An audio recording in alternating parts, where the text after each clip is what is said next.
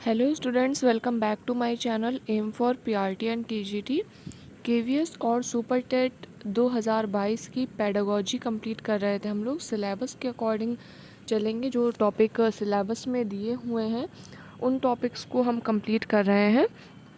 और जैसे ही आपका एग्ज़ाम का नोटिफिकेशन आएगा तब तक ऑलमोस्ट आपका पूरा केवीएस का सिलेबस जो है वो कंप्लीट हो जाएगा। थोड़ा बहुत जो रह जाएगा तो वो बाद में हो जाएगा कवर, कोई प्रॉब्लम नहीं है।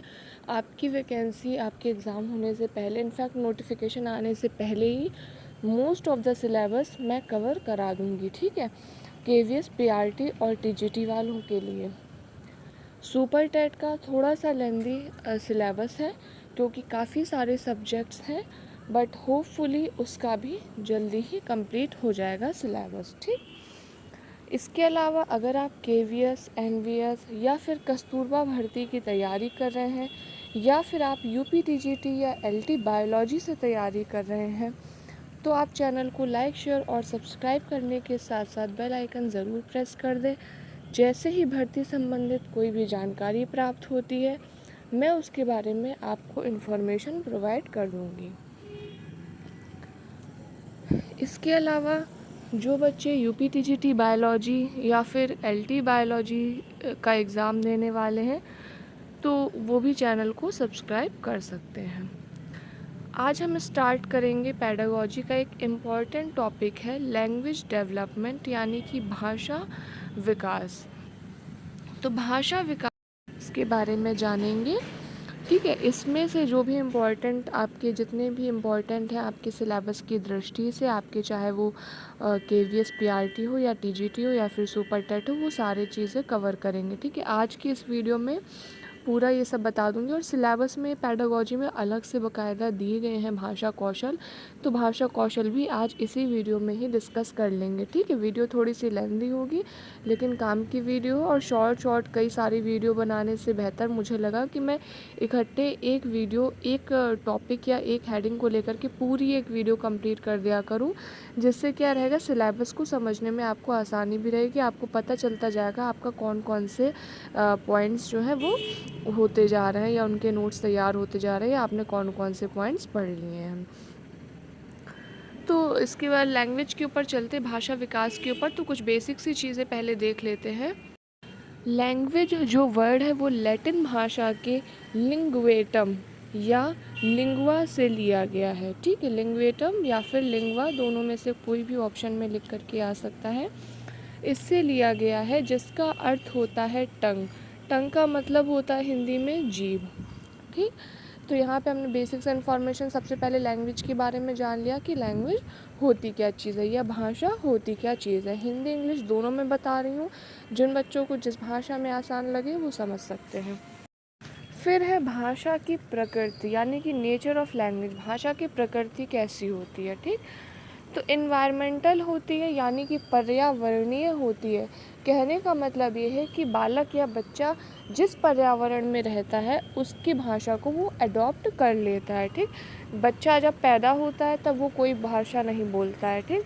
जैसे कोई बच्चा भारत में पैदा हुआ है, ठीक, भारत के किसी एक पर्टिकुलर एरिया में पैदा हुआ जहाँ सब लोग हिंदी बोल रहे हैं, बच्चा जब पैदा हुआ तो वो कोई भाषा नहीं बोलता है, लेकिन वो जिस एनवायरनमेंट में, जिस माहौल में, जिस पर्यावरण में रह रहा है, सब हिंदी बोल रहा है तो वो भी हिंदी बोलता है, ठीक है, वो भी हिंदी भाषा का उपयोग करता है।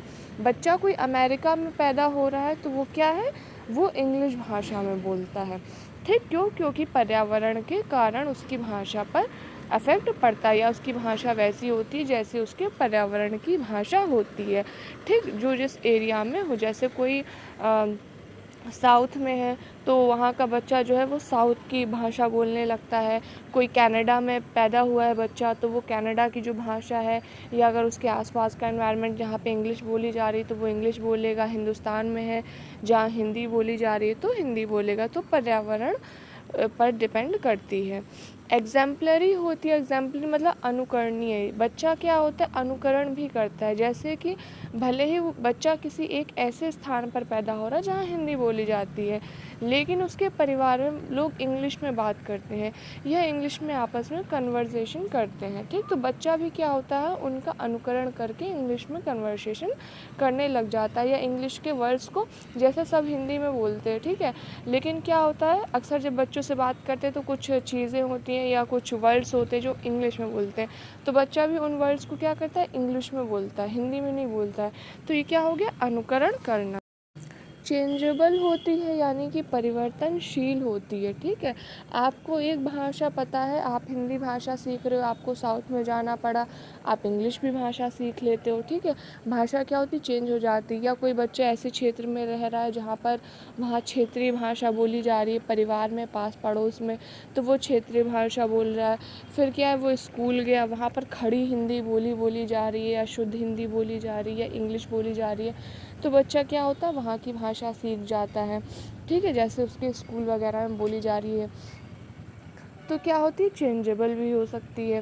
फिर इसके बाद रिलेटेड टू ट्रेडिशन या कल्चर कह सकते हैं। जैसे कि मैंने अभी बताया, कहीं किसी के परिवार में होता है उर्दू बोलने का ट्रेडिशन है, किसी के परिवार में शुद्ध हिंदी बोली जा रही है, ठीक है, या कहीं पर इंग्लिश बोली जा रही है, या कहीं पर कुछ एक पर्टिकुलर लैंग्वेज में या कोई क्षेत्रीय भाषा में बोला जा रहा है, तो बच्चा भी क्या होता है, वैसी भाषा बोलने लगता है, ठीक है। भले वो हिंदी जानता है, भले वो हिंदुस्तान में पैदा हुआ है, लेकिन अगर वो मान लो किसी देहाती क्षेत्र में पैदा हुआ है बच्चा, ठीक है, जहाँ पर एक देहाती भाषा बोली जा रही है, तो बच्चा क्या होगा, खड़ी बोली नहीं बोलेगा शुरुआत से। वो खड़ी बोली तो बाद में सीखेगा या सिखाया जाएगा या स्कूल में सीखेगा, लेकिन शुरुआत से क्या है, वहाँ पे देहाती भाषा बोली जा रही, तो वो देहाती भाषा बोलने लग जाता है।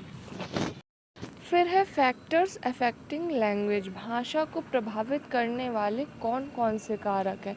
ऐसे क्या कारक हैं जिससे एक बच्चे की भाषा जो है प्रभावित होती है। तो इंटेलिजेंस हो जाती है, बुद्धि यानी परिपक्वता की। कोई बच्चा जो है वो भले ही हिंदी भाषी हो, लेकिन वो इतना बुद्धिमान है, वो इंग्लिश को भी कैप्चर कर लेता है, वो साउथ को भी कैप्चर कर लेता है, वो फ्रेंच लैंग्वेज भी कैप्चर कर रहा है, ठीक है। तो इंटेलिजेंस पर भी डिपेंड करता है। मैच्योरिटी, बच्चा कितना ज़्यादा मैच्योर है, उतनी ही उसकी भाषा पर भी पकड़ जो है अच्छी होगी। जैसे छोटे बच्चे होते हैं, उन्हें कम शब्दों का ज्ञान होता है, फिर और बड़े होते जाते हैं और ज़्यादा, मतलब उनकी भाषा और ज़्यादा अच्छी होती जाती है। तो मैच्योरिटी यानी परिपक्वता कह सकते हैं, ठीक है। तो परिपक्वता पर भी जो है, परिपक्वता भी है, वो भी भाषा पर प्रभाव डालती है। लर्निंग यानी सीखना, जाहिर सी बात है, आप कितनी लैंग्वेजेस सीख रहे हो, आप किसी लैंग्वेज को कितना अच्छा सीख रहे हो, वो भी भाषा पर प्रभाव डालती है। जैसे मुझे संस्कृत बोलना है, मैं संस्कृत सीख रही हूँ, मैं जितनी अच्छी संस्कृत बोलना सीख जाऊँ, ठीक। यूज़ ऑफ मल्टीपल लैंग्वेजेस, कई सारे भाषाओं का उपयोग करना भी भाषा में प्रभाव डालती है। जैसे आप देखते होंगे कि बच्चा हिंदी भी पढ़ रहा है, इंग्लिश भी पढ़ रहा है, तो क्या होता है कि वो हिंदी का सेंटेंस बोल रहा है, लेकिन बीच में कहीं इंग्लिश, जैसे मुझे बाज़ार जाना है, तो कई बार क्या होता है, हम लोग क्या बोलते हैं, मुझे मार्केट जाना है, या मैं मार्केट जा रहा हूँ, या मार्केट जा रही हूँ, ठीक। तो हिंदी इंग्लिश दोनों बोल देते हैं। तो कई भाषाओं का उपयोग करना भी भाषा में प्रभाव डालता है।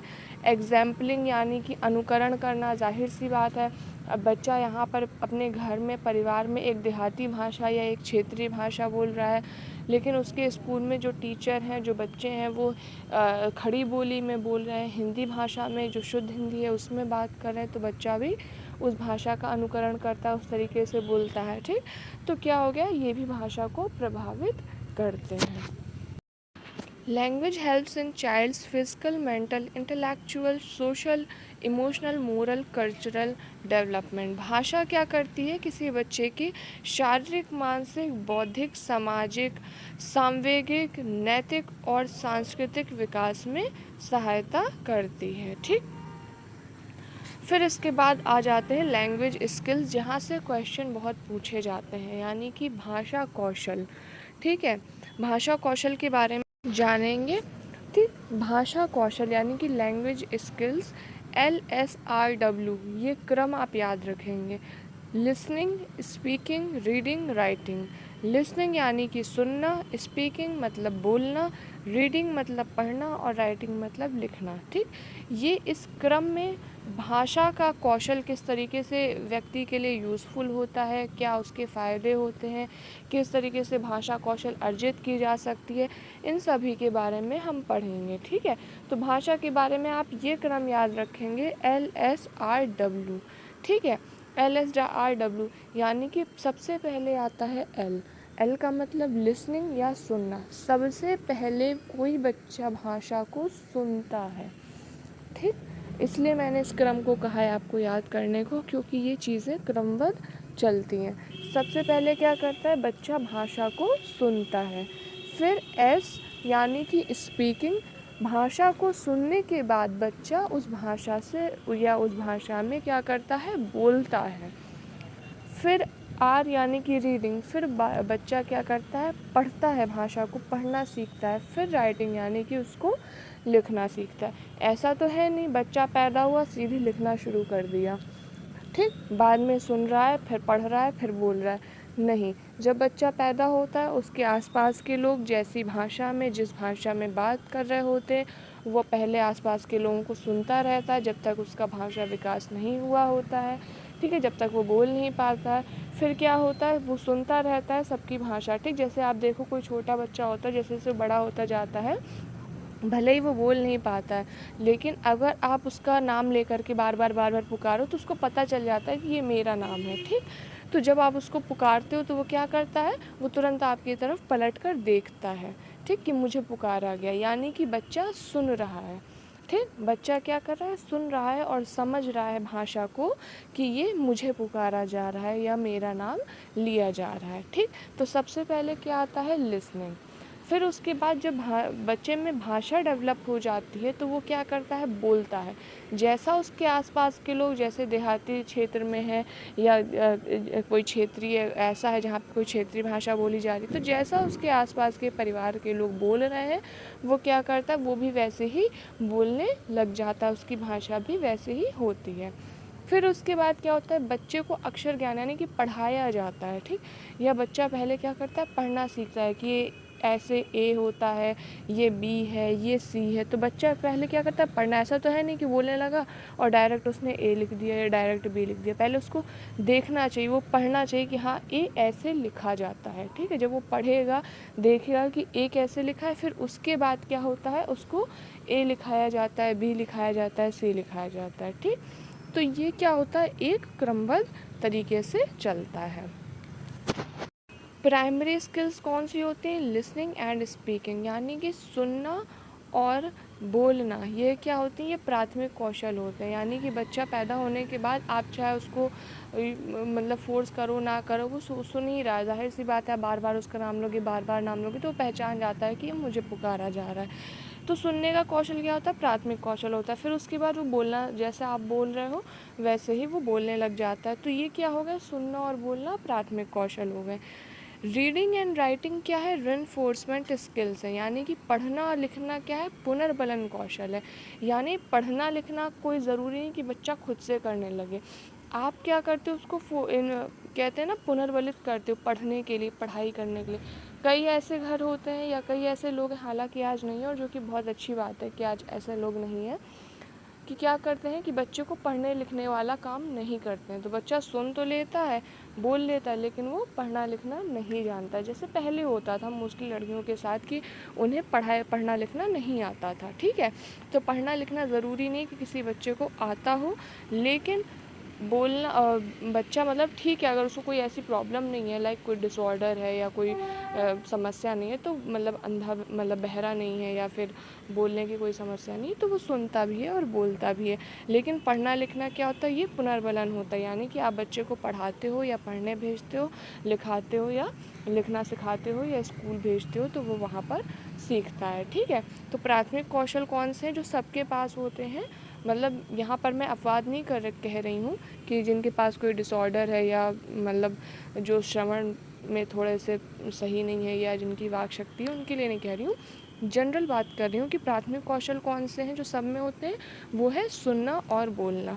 जबकि पुनर्बलन वाले कौशल कौन से हैं, जो जिनको मिलेंगे या जिनको मतलब पुनर्बलित किया जाएगा उनके पास होंगे, जैसे कि पढ़ना और लिखना। ठीक, जैसे कि पहले के ज़माने में सभी नहीं लेकिन कुछ लड़कियों को ऐसे होता था कि उन्हें पढ़ने लिखने नहीं दिया जाता था, तो उन्हें मतलब उठा के कोई किताब पूछो ये क्या लिखा है, उन्हें नहीं पता कि क्या लिखा है, या उनसे कहो तुम अपना नाम लिखो तो उन्हें नहीं आता लिखना। ठीक है, फिर यहाँ पर कुछ नाम हैं इम्पॉर्टेंट एग्ज़ाम की दृष्टि से, जैसे कि लिसनिंग और रीडिंग, यानी कि सुनना और पढ़ना। इसको और क्या क्या हम कह सकते हैं और किन किन कौशलों के नाम से जानते हैं, तो रिसेप्टिव स्किल्स कहते हैं, पैसिव स्किल्स कहते हैं, इनपुट स्किल और कॉम्प्रिहेंसिव स्किल्स। ठीक है, कॉम्प्रिहेंसिव का बेसिकली अगर आसान भाषा में समझे तो उसका मतलब होता है अंडरस्टैंड करना, ठीक, या समझना। तो ये भी ध्यान रखेंगे, वैसे कोई मतलब पता होना चाहिए कि कौन सा स्किल किसे कहते हैं। इसी तरह से राइटिंग और स्पीकिंग यानी लिखने और बोलने को कहा जाता है प्रोडक्टिव स्किल्स होते हैं ये। ठीक है, एक्सप्रेसिव स्किल्स होते हैं, एक्टिव स्किल्स होते हैं और आउटपुट स्किल्स। ठीक है, तो अगर पूछा जाए कि आउटपुट स्किल किसे कहते हैं या इनपुट स्किल किसे कहते हैं, तो आप इस तरीके से बता सकते हैं। बस ये इस तरीके से ही पूछ लिया जाता है, इसमें बहुत डेप्थ में नहीं आता है। और कुछ भी इम्पॉर्टेंट होगा तो मैं ज़रूर वो जब आपको मल्टीपल चॉइस क्वेश्चन कराऊंगी तब सब कवर कर दूंगी, तो आपको परेशान होने की ज़रूरत नहीं है। फिर इसके बाद आ जाते हैं लिसनिंग। लिसनिंग को हम कहते हैं सीमैटिक एस्पेक्ट ऑफ लैंग्वेज। ठीक है, सीमैटिक एस्पेक्ट ऑफ लैंग्वेज का मतलब सुनकर अर्थ निकालना। ठीक है, लिसनिंग में हम क्या करते हैं, ऐसा नहीं कि हमने सिर्फ सुन लिया, हम सुन कर के उसका अर्थ निकालते हैं कि वो पर्सन जो सामने कुछ कह रहा है वो क्या कहना चाह रहा है। ठीक, तो ये सीमैटिक एस्पेक्ट होता है लैंग्वेज का। स्पीकिंग होता है phonetic aspect of language. Phonetic का मतलब होता है साउंड या ध्वनि निकालना, ह्यूमन स्पीच। ठीक है, तो उसे कहते हैं स्पीकिंग। रीडिंग का मतलब होता है phonetic come graphic aspect of language. ठीक, फोनेटिक कम और ग्राफिक क्यों, क्योंकि यहाँ पर ध्वनि यानी कि बोल तो हम रहे हैं, रीडिंग मतलब होता है पढ़ना, तो पढ़ने में हम बोल तो रहे हैं, साथ ही साथ ग्राफिक, ग्राफ का मतलब होता है अक्षर। ठीक, तो हम बोल करके क्या पढ़ रहे हैं, अक्षरों को पढ़ रहे हैं। ठीक है, अक्षरों को पढ़ना है, इसलिए यहाँ पर क्या है, फोनेटिक कम ग्राफिक एस्पेक्ट। फिर है राइटिंग। राइटिंग होता है ग्राफिक एस्पेक्ट, जाहिर सी बात है लिखा हुआ। स्टार्ट करते हैं, एक एक स्किल के बारे में पढ़ेंगे। तो सबसे पहले लिसनिंग स्किल। ठीक है, लिसनिंग स्किल को ऑरल इनपुट कहते हैं। ठीक, ऑरल इनपुट AURAL वाला ऑरल है, ओरल नहीं है। यहाँ कंफ्यूज बिल्कुल नहीं होंगे, गलती बिल्कुल नहीं करेंगे। ओरल और ऑरल दोनों अलग है। ओरल बोलने से संबंधित है, ऑरल सुनने से संबंधित है। ठीक है, ऑरल आप इससे याद रख सकते हैं, ऑरल ऑडियो आपस में कनेक्ट करके। ठीक है, ऑडियो को क्या करते हैं, सुनते हैं, तो ऑरल क्या हो गया, सुनने से रिलेटेड है, AURAL वाला ऑरल। ठीक है, ये यहाँ पर आप याद रखेंगे। ठीक, तो सुनने में क्या होता है, एक तो सेंडर होता है। ठीक है, सेंडर कौन होता है, जो बोल रहा हो। भाई कोई बोलेगा तभी तो आप सुनोगे, चाहे वो कोई खुद से बोल रहा हो, चाहे वो कोई फ़ोन पे बोल रहा हो, वो कहीं भी बोल रहा हो, किसी भी तरीके से बोल रहा है, जब कोई बोलेगा तभी तो आप सुनोगे। गाना भी अगर आप सुन रहे हो तो कोई गाता है तभी तो आप सुन रहे हो, तो क्या होगा, एक सेंडर होगा, सेंडर वो जो बोल रहा है। ठीक है, फिर मैसेज, मैसेज हो गया वो चीज़ जो वो बोल रहा है। ठीक, वो इन्फॉर्मेशन हो सकता है, या वो आपको गाना सुना रहा है, या आपको कोई बात बता रहा है, कोई आइडिया दे रहा है, कोई ओपिनियन शेयर कर रहा है, कुछ भी है, वो क्या हो गया, आपका मैसेज हो गया। और फिर कौन आता है, रिसीवर, यानी कि आप जो उस चीज़ को सुन रहे होते हो। ठीक, लिसनिंग का मतलब मैंने बताया क्या होता है, सुन करके अर्थ निकालना। लिसनिंग में सिर्फ ये नहीं आता कि सिर्फ सुना, सुन करके उसको समझना, उसको अंडरस्टैंड करना, इसीलिए इसको कॉम्प्रिहेंसिव भी कहते हैं, यानी अंडरस्टैंडिंग होनी चाहिए। ठीक। तो यहाँ पर क्या ज़रूरी होता है, एक्टिव रहना, ठीक है, सक्रिय होना, फोकस्ड, अटेंटिव होना, ध्यान से सुनना, फोकस्ड से रहना, तभी आप उस चीज़ को अच्छे से लिसन कर पाओगे। एक अच्छा सुनने का कौशल क्या है कि सुनने वाला कैसा, फोकस्ड हो, बिल्कुल एक्टिव हो, ठीक। सुनने के कौशल का ये क्या है, एक गुण कह सकते हैं आप, ठीक है। ध्यान होना चाहिए उस चीज़ को सुनने के ऊपर, ठीक। तो यही क्या है, ये एक अच्छा सुनने का कौशल है। फिर प्रोसेस मैंने आपको बता ही दी है कैसे क्या होता है, ठीक है। तो मैसेज जब रिसीव किया जाता है तो उसको समझा जाता है, जैसे कि आपको कोई चीज़ बताई, कोई इन्फॉर्मेशन आपको टीचर ने शेयर करी, आपने क्या किया, उस मैसेज को या उस इन्फॉर्मेशन को रिसीव किया। रिसीव करने के बाद आप उसको समझते हैं कि टीचर ने क्या कहा है, ठीक है। फिर उसको धारण करते हैं, रिटेन करते हैं। फिर उसके बाद रिटेन करने के बाद आप उसको इवैल्यूएट करते हैं कि आपका क्या काम का है, आपको कितना क्या याद रखना है, और उसके बाद में आप रिस्पॉन्ड करते हो, जैसे कि आप हाँ में सर हिलाते हो या क्वेश्चन पूछते हो, ठीक है। तो आप क्या कर रहे हो, उस चीज़ का रिस्पॉन्स दे रहे हो। टाइप्स देख लेते हैं जहाँ से क्वेश्चन अधिकतर पूछने की रहती है, कि अधिकतर यहाँ से क्वेश्चन पूछ लिए जाते हैं। तो टाइप्स में हो गया डिस्क्रिमिनेटिव लिसनिंग का ही एक टाइप है, यानी कि सुनने के कौशल का टाइप है, सुनने का टाइप है, क्या किस तरीके से सुनना होता है। एक तो टाइप हो गया, डिस्क्रिमिनेटिव हो गया, जहाँ पर भेद किया जाता है, हमें क्या सुनना है और क्या नहीं सुनना है। कॉम्प्रिहेंसिव हो गया, मैं इसको डिटेल में अगर आप कहेंगे तो डिटेल में मैं इनके टाइप्स को अलग से समझा दूँगी अगर आप कमेंट करके कहेंगे, ठीक है। कॉम्प्रिहेंसिव में क्या हो जाता है, समझना, ठीक है, उस चीज़ को सुन करके क्या करते हैं, समझते हैं, ठीक। थेरेपेटिक हो गया, सुनते वक्त इमोशंस को फील करना, ठीक है, जो कहा गया है, जो बोला गया है, उसके इमोशंस, उसके भावों को भी महसूस करना, ठीक है। थेरेपेटिक को एम्पैथेटिक भी कहते हैं। फिर है नेक्स्ट टाइप एप्रिशिएटिव। एप्रिशिएटिव मतलब जॉय, प्लेजर के लिए सुनना, जैसे कि हम म्यूज़िक सुनते हैं, ठीक। तो म्यूज़िक हम क्यों सुनते हैं, उसका कोई हमें ये तो है नहीं कि हमें कोई किसी सिंगर के गाने सुन करके फिर उसको एग्ज़ाम में लिखने जाना, नहीं, हम अपने प्लेजर के लिए, अपने शौक़ के लिए, अपने इन्जॉयमेंट के लिए सुनते हैं, ठीक। तो प्लेजर के लिए सुनना। फिर है इंटरेक्टिव, या इसी को कहते हैं रिस्पॉन्सिव टाइप ऑफ लिसनिंग, ठीक।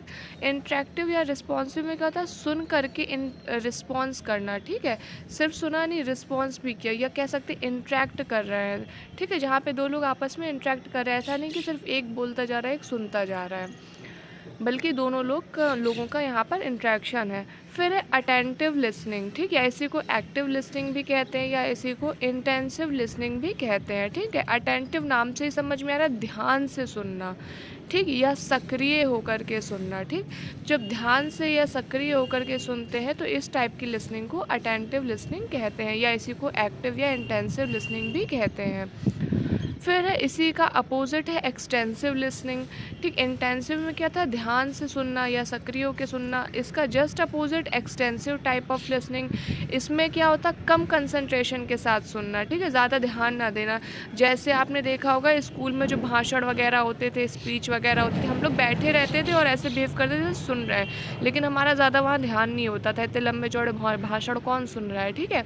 तो कम एक्टिव होना, जब किसी चीज़ को कम एक्टिव होकर सुनते, ज़्यादा ध्यान से नहीं सुनते, ज़्यादा कंसंट्रेशन से नहीं सुनते, जैसे भाषण वगैरह हो गए, वो क्या हो गई, किस तरह की लिसनिंग हो गई, एक्सटेंसिव टाइप ऑफ लिसनिंग। फिर है selective type of listening. Selective यानी सेलेक्ट करना, यानी कि बायस्ड होकर सुनना, यानी कि वो चीज़ें जो आप सुनना चाहते हो, ठीक है, आप वो चीज़ें सुन रहे हो जो आपको लगता है कि हाँ ये मुझे सुननी है, जो हम सुनना चाहते हैं हम वही सुन रहे हैं, बाकी हमें चीज़ों से मतलब नहीं है, ठीक। तो सेलेक्टिव टाइप ऑफ लिसनिंग हो गई। फिर लिसनिंग के यानी कि सुनने के एम्स क्या क्या हो सकते हैं, टू मेक इफ़ेक्टिव स्पीकिंग, ठीक है, हम जितना ज़्यादा अच्छे से सुनेंगे उतना ज़्यादा हम क्या करेंगे, अच्छे से उस चीज़ को बोलने को, या अपने जो भी हम बोलने जा रहे हैं उसको और ज़्यादा हम अच्छा इफ़ेक्टिव बना सकते हैं। बहुत सारे होते हैं लेकिन कुछ कॉमन है जो आपको पढ़ने में ही समझ में आ जाए कि हाँ ये तो इसका एम है, ठीक है। कुछ जो टफ़ वाले हैं मैंने वही लिए हैं, ठीक है, जिनमें थोड़ा सा आप कंफ्यूज हो सकते हैं। To develop understanding of input concept ideas and facts, ठीक है, यानी कि जो भी कंसेप्ट है, जो भी आइडियाज़ हैं, जो भी फैक्ट्स हैं, उनके प्रति क्या है, अंडरस्टैंडिंग, समझ को डेवलप करना, ठीक है। जब हम अच्छे से सुनेंगे किसी चीज़ को तो इनके प्रति क्या होगी, समझ डेवलप होगी। इसके अलावा किसी चीज़ को जो हम अच्छे से सुनते हैं तो क्या होगा, हमारा श्रवण कौशल जो है विकसित होता है। हम जितना अच्छे से सुनेंगे हम उस चीज़ को उतना ही ज़्यादा अच्छे से समझेंगे। ठीक, तो ये ऐसे ये नॉर्मल वाले एम्स है जो हमें सबको पता है कि ज़ाहिर सी बात है कोई चीज़ को हम अच्छे से सुनेंगे तो हम उसको अच्छे से अंडरस्टैंड कर सकेंगे। ठीक है, तो ये सब चीज़ें नॉर्मल वाली, इसलिए मैंने इनको यहाँ पे इंक्लूड नहीं किया है। फिर है how to improve listening skills, यानी कि हम श्रवण कौशल को या सुनने के कौशल को कैसे इम्प्रूव कर सकते हैं। तो प्रोवाइड अपॉर्चुनिटीज़, यानी कि हम बच्चों को ज़्यादा से ज़्यादा ऐसे अवसर प्रदान करें जहाँ पर ऐसी चीज़ें हों जिनसे उनके सुनने की क्षमता का या श्रवण कौशल का विकास हो सके, जहाँ पर वो अच्छे से उन चीज़ों को सुनने का प्रयास करें, एक्टिव होकर के सुने। ऐसी हमें ज़्यादा से ज़्यादा अपॉर्चुनिटीज़, ज़्यादा से ज़्यादा अवसर प्रदान करने चाहिए रोल प्ले के माध्यम से।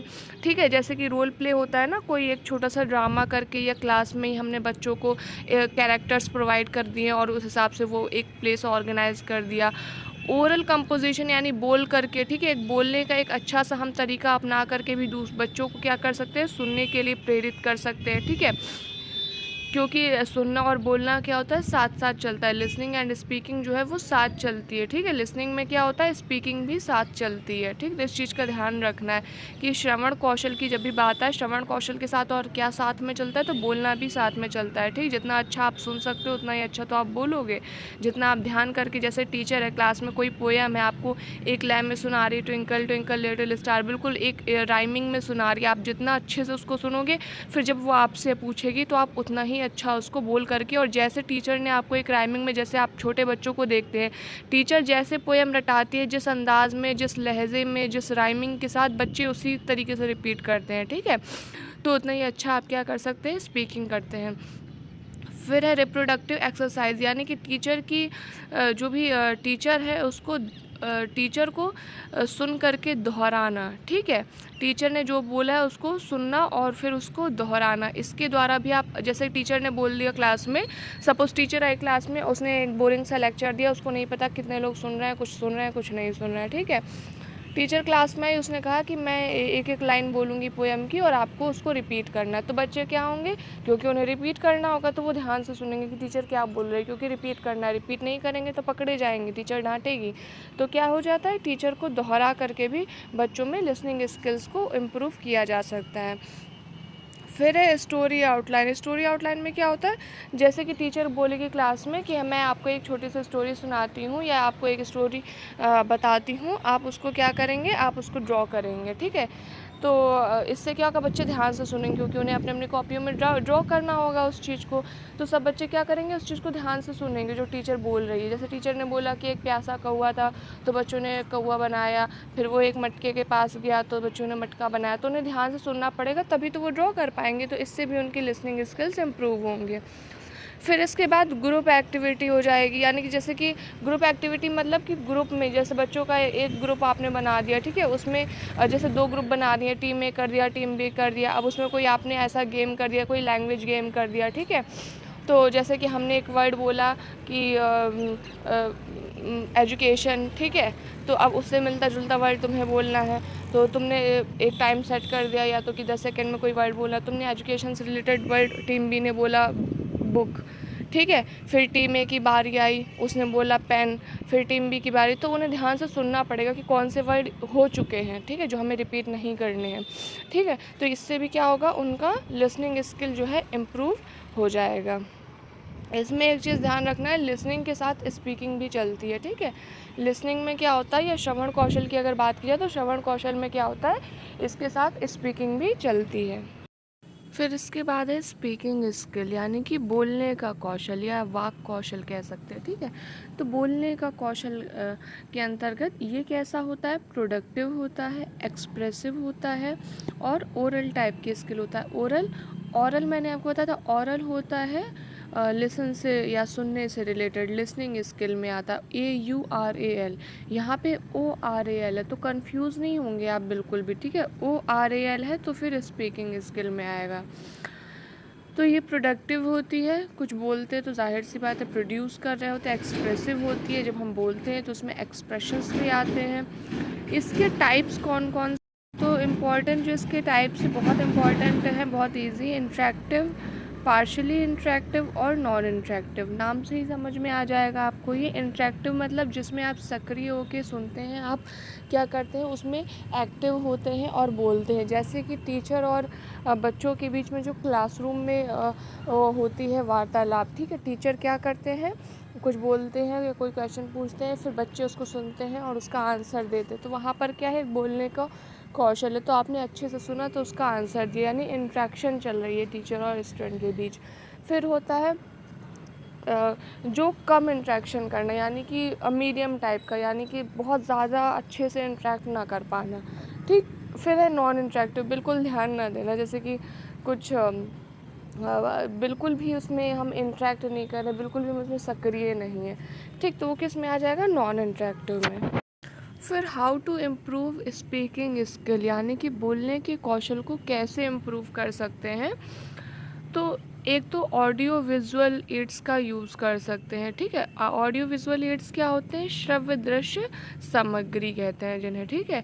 यानी जिनमें दिखाई देता है, सुनाई देता है, ठीक। तो उसके द्वारा क्या कर सकते हैं, बोलने का कौशल डेवलप कर सकते हैं। उसको सुन सकते हैं कि वो कैसे सुन रहे हैं और कैसे फिर मतलब कैसे वो बोल रहे हैं, वो चीज़ सुन सकते हैं। और देख सकते हैं कि वो किस तरीके से बोल रहे हैं, ठीक। तो इससे क्या होता है, बोलने का जो कौशल है वो इम्प्रूव होता है। इसके अलावा ऑथेंटिक प्रैक्टिस एनवायरनमेंट दे सकते हैं, यानी बच्चों को इस तरीके का हम एनवायरनमेंट प्रोवाइड करा सकते हैं स्टूडेंट्स को कि उस वातावरण में वो ज़्यादा से ज़्यादा बोलने का अभ्यास कर सकें, ठीक है। यूजिंग मिनिमल रिस्पॉन्सेस, कम से कम रिस्पॉन्स का यूज़ करना, जैसे कि छोटे छोटे रिस्पॉन्स देना बच्चों को सिखा सकते हैं। जैसे आपने किसी से कोई चीज़ ली, उसने आपको सपोज़ पेन दिया, तो आपने बोला थैंक यू। ये चीज़ें हम बच्चों को सिखा सकते हैं। बेसिक मैनर्स जिसको कहते हैं, गुड मॉर्निंग कहना सिखाना, ठीक है। किसी का अभिवादन करना, जो ये बिगिनर्स के लिए काफ़ी इम्पॉर्टेंट होता है। यूजिंग मिनिमल रिस्पॉन्सेस, ठीक है। कम से कम रिस्पॉन्स को यूज़ करना, ठीक, बोलने के कौशल में। जैसे एकदम से आप किसी से बहुत ज़्यादा आप किसी का अभिवादन करो सेंटेंसेस में या पैराग्राफ में, तो शुरुआत में वो दिक्कत देगा, ठीक है। लेकिन जब आप छोटे छोटे से शुरुआत करते हो, थैंक यू, आई अपोलोजाइज़, या फिर sorry, good morning, good afternoon, इस तरीके के जब आप छोटे छोटे चीज़ों से शुरुआत करते हो, तो धीरे धीरे क्या होता है, बोलने का कौशल बच्चों में डेवलप हो जाता है। ड्रिल ट्रेनिंग, यानी कि बार बार अभ्यास करना, प्रैक्टिस करना, ठीक है। बार बार प्रैक्टिस कराना बच्चों को, तो इससे भी उनके जो बोलने का कौशल है वो इम्प्रूव होता है, ठीक है। एम्स क्या है बोलने के कौशल के, क्यों बोलने में कुशल होना चाहिए किसी व्यक्ति को, क्या इसके एम्स है, क्या इसके लक्ष्य हैं, ठीक है। यहाँ पर हम बच्चों की बात कर रहे हैं। तो स्ट्रेस फ्लुएंसी, स्ट्रेस मतलब स्ट्रेस से मुक्ति पाना, ठीक। बोलने का कौशल अच्छा होगा तो एक तनाव जो होता है, ठीक है, वो तनाव नहीं आएगा बोलने में, ठीक। एक होता है ना कि जैसे आपको सपोज़ खड़ा कर दिया गया किसी क्लास में, या सपोज़ टीचर ने बुलाया कि लो आज तुम पढ़ाओ या आज तुम बोलो, या तुमसे कोई क्वेश्चन पूछा है, बच्चों से कोई क्वेश्चन पूछा और कहा इस क्वेश्चन का आंसर दो पूरी क्लास के सामने। तो कई बार क्या होता है, बच्चे उसमें स्ट्रेस फुल हो जाते हैं, ठीक है, वो नहीं बोल पाते हो, जबकि वो क्लास के उनके फ्रेंड्स ही हैं, कोई बाहर का भी नहीं, लेकिन फिर भी क्या होता है कि स्ट्रेस होता है। तो अगर स्पीकिंग स्किल है उनके अंदर, बोलने का कौशल है, तो उन्हें इस स्ट्रेस से मुक्ति मिल जाती है। आप उन्हें खड़े करके स्टेज पर बुलवा सकते हो, ठीक। फ्लुएंसी आ जाती है। आप जितना ज़्यादा अच्छा कौशल होगा आपका बोलने का, उतना ही आप फ्लुएंट हो जाओगे। जैसे आप देखते होगे किसी बच्चे की इंग्लिश में कितनी अच्छी फ्लुएंसी होती है, वो बिना अटके या बिना घबराए लगातार बिल्कुल बोलता जाता है। किसी की हिंदी में बहुत अच्छी निपुणता होती है, ठीक। तो फ्लुएंसी हो जाती है। फिर हाई लो पिच अच्छा हो जाता है, जिसको कहते हैं इंटोनेशन, ठीक है। कहाँ पर आपको आवाज़ थोड़ी सी जो है एक तेज़ करनी, जैसे कुछ ऐसे वर्ड्स आ रहे हैं जहाँ पे आपको थोड़ा ज़ोर दे के बोलना है, तो हाई लो पिच का भी क्या होता है, एक ज्ञान हो जाता है। पॉज कहाँ पर लेना है, ठीक है, इसके बारे में भी बच्चे क्या है सीख जाते हैं। अब पता चले आपने कोई कविता सुनानी है, ठीक है, या कोई आपको पैराग्राफ सुनाना है या कोई स्टोरी सुनानी है, आपने बिल्कुल एकदम कहीं रुके ही नहीं, कहीं पॉज नहीं लिया, कहीं फुल स्टॉप नहीं लिया, पूरा शुरू से अंत तक सुना दिया, तो वो बच्चों को समझ आएगी नहीं आएगी, इंटरेस्ट आएगा नहीं आएगा।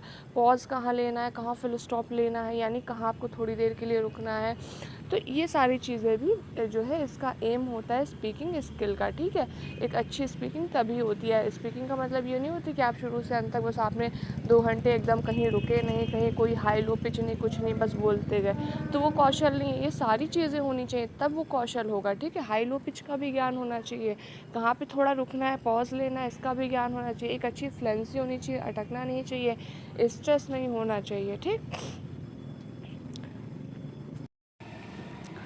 फिर suggestions for developing listening and speaking skill, ठीक है। क्या क्या सजेशन है, ठीक है, कुछ सजेशन है कि किस तरीके से हम लिसनिंग और स्पीकिंग स्किल को यानी कि श्रवण कौशल को और बोलने के कौशल को डेवलप कर सकते हैं। तो teacher should be a good role model, teacher को एक अच्छा रोल मॉडल होना चाहिए क्लास में, ठीक है। टीचर कितने अच्छे से आपको पढ़ा रहा है, टीचर किस तरीके से अपना व्यक्तित्व प्रेजेंट कर रहा है, किस तरीके से बोल रहा है। आपने देखा होगा कि छोटे बच्चे क्या करते हैं, टीचर को कॉपी कर, छोटे छोटे बड़े बच्चे भी कॉपी करते हैं, ठीक है। टीचर कैसे चल रहा है, कैसे पढ़ा रहा है, कैसे आपसे क्वेश्चन पूछ रहा है, कैसे आपके जो क्वेश्चन है सुन रहा है, ये सारी चीज़ें बच्चे सीखते हैं, उसकी नकल करने की कोशिश करते हैं, ठीक है। तो टीचर को भी एक अच्छा रोल मॉडल होना चाहिए। क्लास को छोटे छोटे ग्रुप्स में डिवाइड करके भी जो है इन स्किल्स को इम्प्रूव किया जा सकता है, ठीक है। जैसे हमने छोटे छोटे ग्रुप्स में डिवाइड कर दिया, फिर उसमें कुछ एक गेम या कुछ एक कंपटीशन करा दिया, एक हेल्दी कंपटीशन करा दिया कि कुछ एक गेम करवा दिया कि लैंग्वेज से रिलेटेड गेम है कि आप वर्ड वाले गेम जो है बोलिए, इस वर्ड से रिलेटेड कोई आप वर्ड बोलिए, टीम बांट दी आपस में, ठीक। तो इस तरीके से क्लास को डिवाइड करके भी एक जैसे बच्चे ने कोई एक वर्ड बोला, एक ने बोला बुक, फिर दूसरा उस चीज़ को बोलेगा, या एक ने स्टोरी सुनाई फिर दूसरा स्टोरी सुना रहा है, एक ने स्टोरी सुनाई दूसरा टीम उसकी कंक्लूजन बता रही है, फिर दूसरी टीम ने स्टोरी सुनाई तो पहली टीम कंक्लूजन बता रही है। तो इस टाइप से कर सकते हैं। प्राथमिक स्तर पर छोटी छोटी एक्टिविटीज़ करा सकते हैं, ठीक है। जैसे कि ग्रीटिंग देना का मतलब वो वाली ग्रीटिंग नहीं होती है जो आप न्यू ईयर वगैरह में देते हो। ग्रीटिंग देना मतलब अभिवादन करना, जैसे गुड मॉर्निंग करना, गुड आफ्टरनून करना टीचर को, हेलो करना, बाय करना, इस तरीके की जो सॉरी कहना, थैंक यू कहना, तो इस तरीके की छोटी छोटी चीज़ें सिखा सकते हैं। फिर बच्चों से उनकी एक्सपीरियंसेस बोलना कि आपने ये स्टोरी पढ़ी थी, या आप किसी टूर पर गए थे, जैसे पिकनिक ले गए बच्चों को या कहीं एग्जीबिशन पर ले गए, फिर उसके बाद क्लास में बच्चों से पूछ रहे, बताओ बच्चों हम वहाँ एग्जीबिशन में गए थे, तुम्हें कैसा लगा, तुम्हारे क्या एक्सपीरियंसेस थे। तो बच्चे जो है अपनी चीज़ें बताएंगे, तो इससे भी उनका क्या है स्पीकिंग का कौशल डेवलप होगा, ठीक है, क्योंकि वो चीज़ें उन्होंने खुद एक्सपीरियंस करी तो वो घबराएंगे नहीं, ठीक। इंटरेस्ट जानना उनके कि तुम्हारा किस में इंटरेस्ट है, तुम्हारा किस में इंटरेस्ट है, अच्छा तुमने ऐसा क्या, मतलब इस तरीके से अपनी कोई मतलब लाइफ से रिलेटेड स्टोरी सीखना कि अच्छा हम यहाँ पर म्यूज़ियम गए थे, हम घर के साथ में फैमिली के साथ में पिकनिक पर गए थे, वहाँ की अपनी कहानियाँ बताना। तो इस तरीके से भी हम ये listening and speaking Kaushal develop कर सकते हैं, ठीक।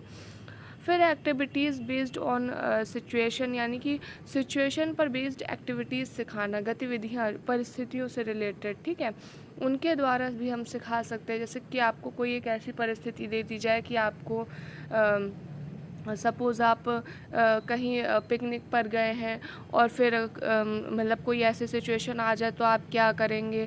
तो इस तरीके से जो है हम परिस्थिति एक दे देंगे, उसके अकॉर्डिंग उनसे पूछने की कोशिश करेंगे। तो सब बच्चे क्या एक दूसरे का ध्यान से सुनेंगे, क्योंकि उन्हें रिपीट नहीं करना है, सब अपना अपना बताएंगे, तो एक दूसरे का ध्यान से सुनेंगे और सब अपने अपने शेयर करेंगे कि हम ऐसे करेंगे, हम ऐसा करेंगे। तो इससे क्या है, इससे भी लिसनिंग और स्पीकिंग कौशल डेवलप होगा। फिर व्यक्तिगत रूप से भी ध्यान देना चाहिए, यानी कि टीचर को क्या होता है, व्यक्तिक भिन्नता का ज्ञान होना चाहिए। व्यक्तिक भिन्नता का ज्ञान होना हर टीचर के लिए बहुत आवश्यक है। क्यों आवश्यक है? क्योंकि देखिए एक क्लास में हर तरीके के बच्चे पढ़ते हैं, ठीक है। एक कमज़ोर बच्चा पढ़ता है, यानी कि जिसका आईक्यू थोड़ा सा कम है वो भी पढ़ता है, जिसका आईक्यू एवरेज है वो भी पढ़ता है, जिसका आईक्यू ज़्यादा है वो भी पढ़ता है। एक कोई बहुत बोलने वाला बच्चा भी पढ़ता है, एक कोई बहुत अंतर्मुखी यानी कि बहुत शांत रहने वाला बच्चा भी पढ़ता है, बहुत शैतान टाइप का यानी कि शरारती टाइप का बच्चा भी पढ़ता है। तो हर तरीके के बच्चे पढ़ते हैं। तो बच्चे आपके लिए सभी एक बराबर होने चाहिए। आप ये नहीं कर सकते कि कमज़ोर बच्चा बेकार है या शरारती बच्चा बेकार है, नहीं। आप एक टीचर है, आप आपका उत्तरदायित्व तो सभी बच्चों के प्रति समान है, आपके लिए वो पूरी क्लास के बच्चे एक समान है। तो व्यक्तिगत भिन्नता को भी आप ध्यान में रखेंगे, व्यक्तिगत रूप से भी बच्चों पर ध्यान देंगे, किस बच्चे के अंदर किस कौशल की कमी है, कैसे हम उसको इम्प्रूव कर सकते हैं, क्या कारण है, क्यों बच्चा जो है उसकी स्पीकिंग स्किल अच्छी नहीं है, क्या उसकी वजह है, हम उसके बारे में जानेंगे, उन कारणों को दूर करने का प्रयास करेंगे। ठीक है, तो व्यक्तिगत भिन्नता का भी टीचर को ज्ञान होना चाहिए, उसके द्वारा भी हम जो लिसनिंग एंड स्पीकिंग स्किल है उसको इम्प्रूव कर सकते हैं। फिर यूजेस ऑफ लिसनिंग स्किल, क्यों किसी व्यक्ति को श्रवण कौशल में अच्छा होना चाहिए, क्या उसका उपयोग है। ठीक है, श्रवण कौशल का या सुनने के कौशल का या लिसनिंग स्किल का क्या यूज़ है, क्या उपयोग है। तो इसका उपयोग है बच्चे ध्यान से सुनकर उस चीज़ को समझते हैं। ठीक है, लिसनिंग कौशल इसलिए भी इम्पॉर्टेंट है क्योंकि सिर्फ सुनना एक अलग चीज़ होती है। क्लास में टीचर आपने सिर्फ सुन लिया तो क्या वो चीज़ आपके लिए फ़ायदेमंद है, नहीं, सुन करके उस चीज़ को समझना। तो ये लिसनिंग कौशल का या लिसनिंग स्किल का एक बहुत ही इम्पॉर्टेंट यूज़ है कि उस चीज़ को सिर्फ सुनना ही नहीं है जो टीचर बोल रहा है, बल्कि उसको सुन करके समझना। ठीक, फिर क्या हो जाती है कि कोई स्पीच है या कोई साउंड है, कहाँ पर कैसी रखनी है। ठीक है, हाई रखनी है, कोई कहाँ पर लो रखनी है पिच, ये भी लिसनिंग कौशल के, जैसे कि आपने देखा होगा छोटी क्लास में, प्राइमरी क्लास में जब कोई टीचर है बच्चों को पोएम पढ़ाता है तो क्या ऐसे ही पढ़ा देते कहानी की तरह, नहीं, एक राइमिंग के साथ पढ़ाते हैं। Twinkle twinkle little star, how I wonder what you are. बच्चे सेम चीज़ सेम राइमिंग की तरह जैसे टीचर बोलता है बिल्कुल वैसे, जब आप बच्चे सीख जाते हैं फिर आप बच्चों से सुनो तो बच्चे बिल्कुल वैसे के वैसे ही सुनाते हैं। तो जब बच्चा अच्छे से ध्यान से सुनेगा तभी उसको पता होगा कहाँ पे मुझे थोड़ा सा पिच को हाई रखना है, कहाँ पे पिच को लो रखना है, कैसी क्या राइमिंग में बोलना है। ठीक है, तो ये सारी चीज़ें लिसनिंग स्किल के कारण जो है इम्प्रूव होती हैं। फिर इसके बाद करेक्ट प्रोनाउंसिएशन समझ सकते हैं कि हमें किस चीज़ को कैसे प्रोनाउंस करना है। ठीक है, प्रोनाउंसिएशन बहुत इम्पॉर्टेंट होता है समझना। कोई बच्चा है किसी भी वर्ड को, जैसे कि हैमरेज लिखा है, कोई बच्चा हैमरेज को हैमरेज पढ़ रहा है जिसने अच्छे से सुना है, कोई बच्चा नहीं, अगर उसकी लिसनिंग स्किल उतनी बेहतर थी, उसने नहीं क्लास में सुना तो वो हैमरेज को क्या हीमोरेज पढ़ रहा है। ठीक है, कोई साइकोलॉजी को साइकोलॉजी पढ़ सकता है। ठीक है, कहने का मतलब ये है नॉलेज को कनॉलेज पढ़ लेना, तो ये आप नहीं करते हो, क्यों नहीं करते, क्योंकि आपको पता है कि इसको नॉलेज पढ़ना है। ठीक है, ये इसको साइकोलॉजी पढ़ना है। तो लिसनिंग कौशल इसलिए इम्पॉर्टेंट होता है कि सही तरीके से बच्चे प्रोनाउंसिएशन भी कर सके। टीचर आपको एक सही प्रोनाउंसिएशन बता रहा है कि इस चीज़ को ऐसे पढ़ना है। ठीक है, यहाँ पे ये वर्ड साइलेंट है या ये वर्ड वॉवेल में है, या हम हॉनेस्ट बोलते हैं, हॉनेस्ट नहीं बोला जाता ऑनेस्ट बोलते हैं, या हावर नहीं बोला जाता आर बोलते हैं। ठीक है, तो इस तरीके से क्या होता है बच्चे अच्छा सही प्रोनाउंसिएशन सीख सकते हैं। फिर है यूजेस ऑफ स्पीकिंग स्किल्स। ठीक है, यानी कि बोलने के कौशल का क्या उपयोग है, क्या यूज़ है। तो इन्हेंस वोकेबलरी, यानी इसके द्वारा क्या होती है, वोकेबलरी बोलने के आपकी जो व्याकरण है वो अच्छी होती है, इम्प्रूव होती है। इट एक्सप्रेस व्यूज़ फीलिंग्स, ये क्या करता है बोलने वाले के जो फीलिंग्स है, जो भावनाएं हैं, जो उसके व्यूज़ हैं, जो उसके विचार हैं, दृष्टिकोण है, उनको एक्सप्रेस करता है। ठीक है, इसके द्वारा वो एक्सप्रेस करता है। डिक्शन यानी कि उच्चारण करना शब्दों का सही तरीके से। ठीक है, फिर है मिस्टेक्स से सीखना, कहाँ कहाँ गलतियाँ हो रही हैं उनसे भी सीखने को मिलता है। कई सारे नॉन वर्बल एक्शंस होते हैं या फेशियल एक्सप्रेशंस होते हैं। ठीक है, उनको समझना। ठीक, जैसे कई बार क्या होता है कि हम ऐसे सर हिला देते हैं, कोई जैसे चीज़ हमने कोई आंसर में रिस्पॉन्स में हमने बोला नहीं बल्कि सर हिला दिया, सामने वाला समझ गया कि ये हाँ कह रहा है या ना कह रहा है। ठीक है, तो ये क्या होता है, ये भी स्पीकिंग स्किल का एक यूज़ है। इसमें और ज़्यादा कुछ नहीं है, जितना इम्पोर्टेंट था मैंने सब बता दिया। फिर इसके बाद आ जाते हैं रीडिंग स्किल, यानी कि पठन कौशल क्या होता है। ठीक है, तो पठन कौशल क्या, पढ़ना क्या होता है, ग्रहणशील कौशल है। ठीक है, उत्पादक कौशल यानी कि प्रोडक्टिव है, शब्दों का अर्थ निकालते हैं हम यहाँ पे। तो इसमें जो इम्पॉर्टेंट है वो हम पढ़ेंगे, वो है इसके टाइप्स। ठीक है, इसके टाइप्स पढ़ेंगे, टाइप्स ऑफ रीडिंग, कितने तरीके का पढ़ना होता है, कितने प्रकार का पढ़ना होता है, जिससे क्वेश्चन पूछे जाते हैं, इस वजह से इसको पढ़ेंगे। तो सबसे पहले स्किमिंग रीडिंग और स्कैनिंग रीडिंग, ठीक है, अलग अलग टाइप है, लेकिन मैं इनको इसलिए बता रही हूँ ताकि आप इनमें डिफरेंस समझ सकें। ये एक जैसे लगते हैं लेकिन इनमें थोड़ा सा डिफरेंस है, जिसको आप बहुत क्लियरली समझेंगे, क्वेश्चंस उससे पूछे जाते हैं। अगर आपको समझना है तो आप कमेंट करके फिर पूछ सकते हैं, मैं अलग से भी इस पर वीडियो बना दूँगी, लेकिन इसको समझेंगे अच्छी तरह, कन्फ्यूज़ नहीं होंगे। कन्फ्यूज़ अगर होंगे तो फिर आपका क्वेश्चन गलत हो जाएगा। तो स्किमिंग रीडिंग में क्या होता है, ये क्विक रीडिंग होती है, बहुत जल्दी पढ़ना, ठीक है। स्कैनिंग रीडिंग क्या होती है, ये भी क्विक होती है, लेकिन दोनों में अंतर क्या होता है कि स्किमिंग रीडिंग में हम क्या करते हैं, जनरल आइडिया लेने के लिए कोई चीज़ पढ़ते हैं, जैसे कि कोई न्यूज़पेपर की हेडलाइन पढ़ ली। जैसे हम न्यूज़पेपर पढ़ने बैठते हैं, ठीक है, तो क्या करते हैं, क्या पूरा एक एक न्यूज़पेपर का एक एक हेडिंग का एक एक लाइन एक एक वर्ड क्या पूरा शुरू से अंत तक पढ़ डालते, नहीं ना। एक नॉर्मल सी हमने हेडलाइन पढ़ ली, थोड़ा बीच बीच में देख लिया, फिर पेज पलट दिया, फिर वहाँ 2-4 हेडिंग्स देख ली, तो इस तरीके से न्यूज़पेपर पढ़ते हैं। तो ये किस तरीके का पढ़ने में आता है, स्किमिंग रीडिंग में आता है, ठीक है। क्विक रीडिंग है, लेकिन यहाँ पर हम क्या कर रहे हैं, एक जनरल आइडिया लेने के लिए पढ़ रहे हैं, हम वहाँ एक एक शब्द नहीं पढ़ रहे हैं, ठीक।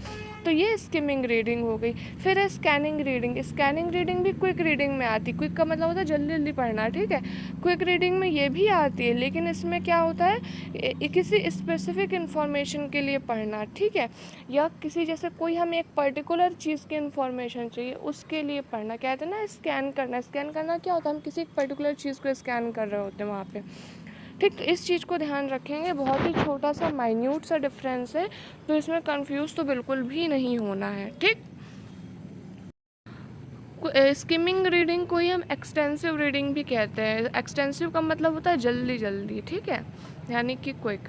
फिर इसके बाद सेकेंड है intensive type of reading. Intensive type of reading में क्या होता है, गहन। इसका एक्सटेंसिव का जस्ट अपोजिट कर दीजिए। इंटेंसिव का मतलब हो गया गहन तरीके से, यानी गहराई से पढ़ना, यानी कि डीप स्टडी करना, वो हो गया इंटेंसिव रीडिंग। फिर इसके बाद है रेसिटेशन या रिसाइटेशन, जो भी आप कहना चाहते हो। रेसिटेशन में क्या होता है, बोल करके पढ़ना, ठीक है, जहाँ पर आप बोल बोल करके पढ़ रहे होते हो, वो क्या होता है, उसका रेसिटेशन टाइप ऑफ रीडिंग होता है। आइडियल रीडिंग कहते हैं मतलब आदर्श तरीके से पढ़ना, अच्छे से किसी चीज़ को पढ़ना।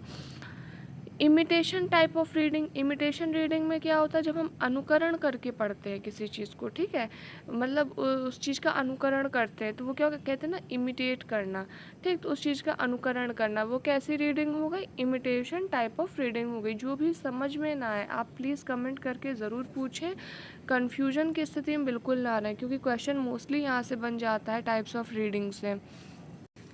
फिर है लाउड रीडिंग, ठीक है। लाउड रीडिंग जैसे क्लास में होती है, जहाँ टीचर खड़े कर देते कि चलो तुम ये चैप्टर पढ़ो, ठीक है, सब बच्चे सुन रहे होते, कोई पढ़ रहा होता, तो तेज़ तेज़ आवाज़ में बोल रहे होते ना, ताकि सब बच्चे सुन सके उस चीज़ को, ठीक। तो ये कैसी होती है, लाउड रीडिंग होती है, ठीक है। इसके द्वारा क्या होता है, डिक्टेशन अच्छा होता है, ठीक। जैसे बच्चा पढ़ रहा है, एक पैराग्राफ किसी बच्चे को बोला कि तुम यहाँ से यहाँ तक तुम्हें पढ़ना है, फिर दूसरा बच्चा पढ़ता है क्लास में जो रीडिंग कराई जाती है, तो बच्चा कहीं किसी वर्ड को गलत प्रोनाउंसिएशन कर रहा है उसका, या फिर डिक्टेशन उसका अच्छा नहीं है, कोई चीज़ सही से बोल नहीं पा रहा, तो टीचर उसको बताती है कि इस वर्ड को ऐसे प्रोनाउंस करना है, तो डिक्टेशन के लिए भी अच्छा होता है। और इस तरीके से जब क्लास में लाउड रीडिंग की जाती है, लाउड रीडिंग करते हैं, तो एक्यूरेसी अच्छी होती है बोलने की, ठीक। तो इसलिए इसको अच्छा माना जाता है क्लास के लिए। साइलेंट रीडिंग होती है। साइलेंट रीडिंग को हम बहुत अच्छी रीडिंग मानते हैं, ठीक है, बेटर रीडिंग भी कहते हैं, ठीक, क्योंकि जब आप साइलेंटली कोई चीज़ पढ़ते हो तो वो आप उस चीज़ को समझते हो और वो आपके दिमाग में बहुत अच्छे से स्टोर होती जाती है। जैसे होता है ना, जब हम लोगों का एग्ज़ाम टाइम आता है तो बच्चे क्या करते हैं, अपने मन ही मन उस चीज़ को पढ़ रहे होते हैं, या चैप्टर पढ़ रहे होते हैं, क्वेश्चन आंसर पढ़ रहे होते हैं, तो ये होती है साइलेंट रीडिंग। फिर हो गया लाइब्रेरी रीडिंग। लाइब्रेरी रीडिंग मतलब होता है शांत रह करके, जैसे लाइब्रेरी में वो किताबें वगैरह पढ़ते हैं। सब वोकलाइज्ड हो गया। सब वोकलाइज्ड मतलब होता है उपमुखर टाइप की कह सकते हैं रीडिंग, हालांकि इम्पोर्टेंट नहीं, इससे पूछी नहीं जाती है। प्रूफ रीडिंग हो गई, ठीक। री रीडिंग हो गई, बार बार पढ़ना। फिर उसके बाद किसी लाइन को पढ़कर उसके वर्ड का अर्थ का क्लू लगाना, जिसको हम कहते हैं इन्फेरेंस रीडिंग, ठीक। इन्फेरेंस रीडिंग क्या होती है, जैसे कि आपने देखा बहुत सारे ऐसे बच्चे जिन्हें इंग्लिश नहीं आती, ठीक है, लेकिन इंग्लिश में उनके सामने 2 लाइनें लिखी हैं, अब उन्हें पूरा एक एक वर्ड का मतलब नहीं पता है, लेकिन उन्हें बेसिक नॉलेज है, तो वो क्या करेंगे, जो भी उन्हें 4-6 वर्ड जो भी पता है उन 2 लाइनों के, तो वो उससे आइडिया लगा लेते हैं कि ये जो है क्या कहना चाह रहा है, ठीक है, इन 2 लाइनों में क्या बोला गया, क्या कहा गया। तो ये होता है किसी लाइन को पढ़ करके उसका एक अर्थ लगा लेते, क्लू लगा लेते हैं कि इसका ये मतलब होगा। तो ये हो जाती है इन्फेरेंस रीडिंग, ठीक है। फिर इसके बाद आ जाते हैं राइटिंग स्किल पर, ठीक, यानी कि लेखन कौशल। लेखन कौशल या राइटिंग स्किल क्या होता है, तो ये पढ़ने के कौशल पर निर्भर करता है। इसके लिए कल्पना शक्ति आवश्यक है, विचार भावनाएं आवश्यक है, और ये संवाद क्षमता को इंगित करता है, ठीक है, यानी कि नेगोशिएशन पावर। तो पठन कौशल पर जितना अच्छा आप पढ़ोगे उतना अच्छा आप लिखोगे। जैसे कि एग्ज़ाम में होता है, आप जितना अच्छा तैयारी करके जाते हो, जितना अच्छा याद करके जाते हो, जितना अच्छा पढ़ के जाते हो, आप एग्ज़ाम में क्वेश्चन का आंसर उतना ही अच्छा लिखते हो, ठीक है। तो इसमें जो एग्ज़ाम की दृष्टि से इम्पॉर्टेंट है वो है इसके टाइप्स ऑफ राइटिंग स्किल, ठीक है, यानी लेखन कौशल के प्रकार, ठीक। तो जो इम्पॉर्टेंट प्रकार हैं जो एग्ज़ाम में पूछे जाते हैं या पूछे जाने की संभावना है, उनके बारे में डिस्कस करेंगे। तो सबसे पहले है controlled type of writing skills, ठीक। कंट्रोल टाइप का मतलब होता है कंट्रोल, नियंत्रण में, यानी कि जो फॉर्मेट कहा गया है, टीचर ने क्लास में बोला है कि ये फॉर्मेट है आपका या ये टॉपिक है, तो उसी के ही आधार पर लिखना है। आप बहुत नियंत्रित रहे, टीचर ने बताया कि आपको इसी टॉपिक पर लिखना है या इस फॉर्मेट पर ही लिखना है, तो आप क्या हो गए, एक नियंत्रण में हो गए कि आप उसके बाहर कुछ नहीं लिख पा रहे हैं, आप कुछ अपना विचार नहीं प्रस्तुत कर पा रहे हैं। तो ये क्या हो जाता है, बहुत नियंत्रित हो जाता है। फिर सेकंड क्या है, guided type of writing skill, यानी यहाँ बच्चों को गाइड कर रहा है टीचर, ठीक। टीचर क्या है, गाइड की तरह कार्य कर रहा है, तो ये गाइडेड राइटिंग स्किल हो जाती है, यानी कि टीचर बच्चों की हेल्प भी कर रहा है, ठीक। यहाँ उनके लेखन कार्य में हेल्प कर रहा है, या कह सकते फीडबैक दे रहा है। टीचर यहाँ पे फीडबैक देता जाता है, पृष्ठ पोषण देता जाता है कि कहाँ पर आप क्या कितना सही कर रहे हैं, कितनी मिस्टेक कर रहे हैं, क्या कर रहे हैं। तो ये गाइडेड टाइप ऑफ टीचिंग हो गई, जहाँ पर टीचर हेल्प करता है या फीडबैक देता है। Sorry, guided type of teaching नहीं, guided type of writing skill. फिर है free type of writing skill. Free type of writing skill क्या होता है, फ्री मतलब आज़ाद, यानी कि स्वतंत्र। तो खुद के आइडियाज़ भी यहाँ पर आप इंक्लूड करके जब लिखते हैं, जब आप खुद के आइडियाज़ इंक्लूड कर सकते हैं, आप स्वतंत्र हैं लिखने के लिए, तो वो फ्री हो गया। नाम से ये सारे जितने भी आपको टाइप्स हैं, ये इनका अर्थ आपको नाम से ही समझ में आ जाए, कहीं कन्फ्यूजन की तो कोई स्थिति है ही नहीं, ठीक। यहाँ पर लिखने वाला क्या है, फ्री है खुद के आइडियाज़ के लिए। तो ये बिगनर्स के लिए सही होता है अधिकतर, ठीक है, कि वो लिखने के लिए बिल्कुल फ्री होता है, उसका कोई एक फॉर्मेट नहीं होता कि तुम्हें इसी चीज़ के अंतर्गत लिखना है, वो फ्री है, तो अपनी बातों को वो जैसे चाहे वैसे लिख सकता है, अपने व्यूज़, अपने आइडियाज़, अपने ओपिनियंस लिख सकता है, उसके लिए वो स्वतंत्र होता है। फिर एक होता है advance type of writing skill, ठीक। एडवांस नाम से समझ रहा है, एडवांस तरीके का, यानी कि जैसे कोई बुक लिखता है, ठीक है, कोई ऑथर है वो बुक लिख रहा है, तो वो कैसी टाइप की रीडिंग में आ जाएगा, सॉरी राइटिंग में आ जाएगा, तो वो आ जाएगा advance type of writing skill में, ठीक है। उसके अंदर एक एडवांस स्किल है, तभी तो वो एक ऑथर है, एक बुक लिख रहा है। तो कोई बुक लिखना किस में आएगा, advance type of writing skills में आ जाता है। फिर एक चीज़ और देख लेते हैं यहाँ पर जो थोड़ी सी इम्पॉर्टेंट है, वो है प्रोसेस ऑफ राइटिंग। क्या एक प्रोसेस होती है एक राइटिंग स्किल की, किस तरीके से क्या क्या प्रक्रियाएं होती हैं। तो सबसे पहले तो ब्रेन स्टॉर्मिंग होती है, यानी कि कोई प्लान होना, ठीक। ब्रेन स्टॉर्म, आपको कोई प्लान आया, कोई आपने या प्लान बनाया या कोई आपको आइडिया आया, ठीक है, तो वो क्या हो गई, ब्रेन स्टॉर्मिंग हो गई। फिर उस आइडिया को ड्राफ्टिंग किया, यानी ड्राफ्ट किया, यानी कि लिखा। सबसे पहले क्या हुआ, कोई एक आइडिया आया, फिर उसको ड्राफ्ट किया, यानी कि उसको लिखा। उसके बाद लिखने के बाद, अब ऐसा तो नहीं कि हमने एक बार लिख दिया तो बस वो बिल्कुल परम सत्य हो गया या बिल्कुल सही हो गया, उसमें कुछ भी चेंज करने की ज़रूरत नहीं, या हम इतने बड़े विद्वान हैं, नहीं। कुछ चीज़ें होंगी उसमें जो ऐड करनी होंगी, कुछ हटानी होंगी, कुछ रीअरेंज करनी होंगी, तो हम उसको क्या करते हैं, रिवाइज़ करते हैं। यानी हम लिखने के बाद में उस चीज़ को फिर से पढ़ते हैं कि हमने जो लिखा है वो सही है कि नहीं, सही तरीके से लिखा है कि नहीं, इसमें कुछ और ऐड करना चाहिए या कोई चीज़ें जो सही नहीं लग रही वो हटा देनी चाहिए, या कोई लाइन हो सकती है कि हमें ये लाइन नीचे लिखनी चाहिए या इस लाइन को हमें बीच में ऐड करना चाहिए। तो ये हम क्या कब करते हैं, रिवीजन में करते हैं। यानी कहने का मतलब सबसे पहले हमें क्या हुआ, एक आइडिया आया, आइडिया आने के बाद में या हमने कोई प्लान किया, प्लान करने के बाद में या आइडिया आने के बाद में फिर हमने उसको लिखा, लिखने के बाद में हमने चेक किया कि वो सही लिखा है कि नहीं लिखा। सही लिखने का मतलब होता है कि हमें कुछ उसमें ऐड करना है या हमें कुछ रीअरेंज करना है, कुछ हटाना है, ठीक है। तो ये सारी चीज़ें हमने उसको रिवाइज़ कर ली। अब ये सारी चीज़ें करने के बाद में फिर हमने उसको एडिट किया, ठीक है। एडिट क्या होता है, सबसे इम्पॉर्टेंट पार्ट होता है राइटिंग स्किल का, ठीक है। अगर राइटिंग स्किल की प्रोसेस में पूछा जाए कि प्रोसेस में कौन सा पार्ट इम्पॉर्टेंट हो, तो एडिटिंग होता है। एडिटिंग में होता क्या है कि यहाँ इसमें जैसे कि कोई ग्रामर मिस्टेक है, कहीं कॉमा लगना है, कहीं फुल स्टॉप लगना है, कहाँ पे स्मॉल लेटर कैपिटल लेटर का यूज़ होना है, तो बेसिकली जो भी ग्रामेटिकल मिस्टेक्स होती हैं वो एडिटिंग में दूर की जाती हैं, ठीक है। जैसे सपोज़ कहीं पर हमें पॉज लेना, कोई कॉमा ही नहीं है, पढ़ने वाला लगातार पढ़ता ही जा रहा है, ठीक है, जहाँ पे फुल स्टॉप नहीं लगाना था वहाँ पे फुल स्टॉप लगा है। अब उस लाइन का मतलब कुछ और निकलने वाला था, लेकिन फुल स्टॉप की वजह से उस लाइन का मतलब कुछ और निकला, ठीक। तो एडिटिंग बहुत इंपॉर्टेंट होती है। अगर एडिटिंग नहीं हुई है तो किसी लाइन को आप किसी सेंस में लिख रहे होते हो, लेकिन पढ़ने वाला उसको किसी और सेंस में समझ सकता है, ठीक। तो एडिटिंग क्या है, बहुत ही इम्पॉर्टेंट पॉइंट है राइटिंग स्किल की, जो प्रोसेस है, जो प्रक्रिया है उसका, ठीक। तो एडिटिंग हो गई और उसके बाद में जब फुल एंड फाइनल पूरा तैयार हो गया लिखा हुआ, तब उसको पब्लिश करना, ठीक। यानी सबसे पहले क्या हुआ, कोई प्लान या आइडिया आया, ठीक है, फिर उसको हमने लिखा, लिखने के बाद में हमने फिर उसको देखा, रिवाइज़ किया कि हमें जो लाइन है क्या उसमें ऐड करनी है या उसमें से कोई चीज़ हटानी है या कुछ उसको रीअरेंज करना है।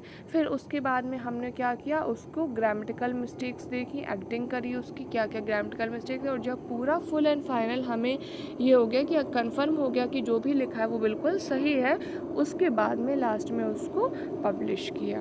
तो ये पूरी क्या हो गई, इसकी प्रोसेस हो गई, प्रक्रिया हो गई, ठीक। तो ब्रेन स्टॉर्मिंग, फिर उसके बाद ड्राफ्ट, ड्राफ्ट के बाद रिवाइज, रिवाइज के बाद एडिट और एडिट के बाद पब्लिश।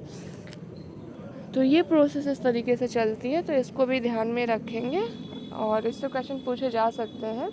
थोड़ा सा टिपिकल है, तो ज़रूरी नहीं कि प्राइमरी में पूछा जाए, बट फिर भी पूछा जा सकता है। और प्राइमरी हो या टीजीटी हो, मैं तो सीधी सी बात है, देखिए आप केवीएस पीआरटी दे रहे हो या टीजीटी दे रहे हो या फिर आप सुपर टेट दे रहे हो, पैडागोजी तो पैडागोजी है, पैडागोजी को तो जितना पढ़ो उतना कम है। और मैं तो यही आपको कहूँगी कि पैडागोजी को रटने का तो बिल्कुल प्रयास मत करिए, रटना तो बिल्कुल निरर्थक है। जो रटने वाली चीज़ें हैं, जैसे कि आपको पियाजे की अवस्थाएं याद करनी है कितने प्रकार की, तो आप प्रकार रटिए, लेकिन प्रकार के अंदर क्या बताया गया है, क्या उसका अर्थ है, क्या मतलब, उस चीज़ को समझिए। समझेंगे आप जितना, उतनी ही अच्छी आपकी साइकोलॉजी होगी, उतनी अच्छी आपकी पैडागोजी होगी। पैडागोजी करने के लिए समझ कर डेवलप करना बहुत ज़रूरी है, ठीक है। एग्ज़ाम में जो क्वेश्चन आते हैं, तो आप देखिए क्वेश्चन में टीचर के बारे में, अगर टीचर को बेस रख कर के पूछा जा रहा है, तो आप अपने आप को वहाँ पर ये महसूस करें कि मैं टीचर हूँ और मुझसे क्वेश्चन पूछा जा रहा है, मैं टीचर के नाते कैसा रिएक्ट करूँगी ऐसे सिचुएशन में, या ऐसे सिचुएशन में कैसा रिएक्ट करूँगा, ठीक है। अगर किसी बच्चे को बेस पे रखा गया, तो बच्चे के अकॉर्डिंग आपको वहाँ पर आपको वो बच्चा बन कर के आंसर सोचना है कि मैं बच्चा हूँ, मेरे सामने ये सिचुएशन है, अब मैं इस सिचुएशन में क्या कर सकता हूँ या क्या कर सकती हूँ, ठीक है। तो वो अप्लाई करके देखिए आप अपने ऊपर उस सिचुएशन में। ये तरीका तब के लिए बहुत अच्छा होता है जब आपको कोई आंसर ना आ रहा हो, ठीक है। तो एटलीस्ट कुछ चांसेस हो जाते हैं आपका आंसर करेक्ट होने के, जहाँ पूरे गलत होने हैं उसमें एटलीस्ट ये तो होता है कि शायद 50% सही हो जाए।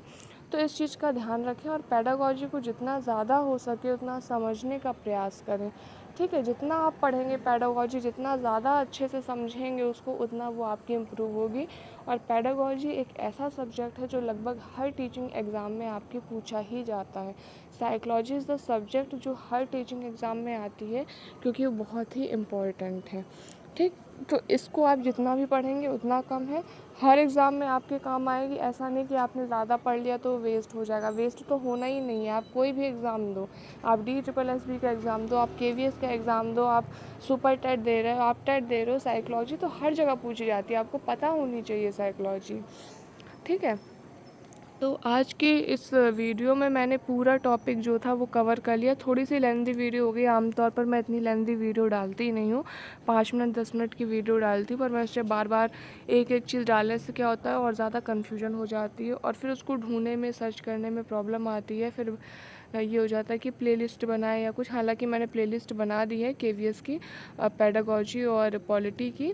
तो जो भी बच्चे पेडागोजी और पॉलिटी तैयार कर रहे हैं, अगर आपको प्लेलिस्ट फॉलो करना है तो आप फॉलो कर सकते हैं।